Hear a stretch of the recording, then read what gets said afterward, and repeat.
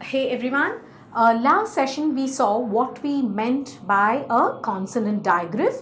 When two consonants come together to make one sound, we call that as a consonant digraph.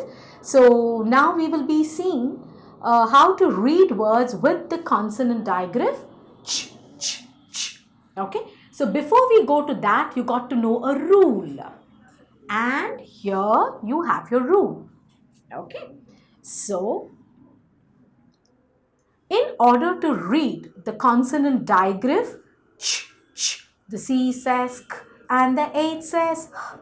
When they come together, they say ch, ch, right? So when do we use this? Ch. So now the simple rule is again our short vowel sounds. So who can ever forget our acronyms in order to remember our short vowel sounds?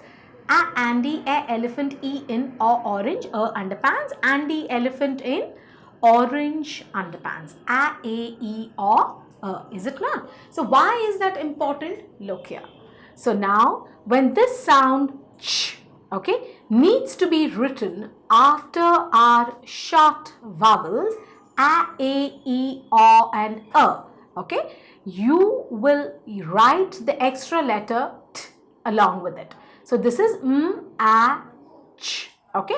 The T remains silent, okay. The T sound in this word remains silent, but the rule is after the short vowel a, e, or if you have to write the ch sound, you will also add the t, which becomes silent. There are just a few words which are exceptions. As you all know, they are the rule breakers.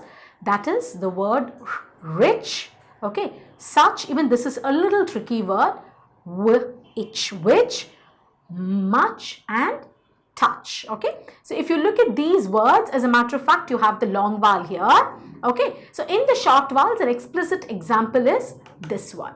So when do we use ch, okay, we use ch. When you look at this word, you have consonants.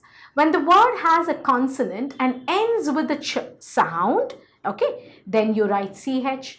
When the word that ends with the ch sound has a short vowel, we will use tch, okay. The T gets silent and then you read the word as match, okay.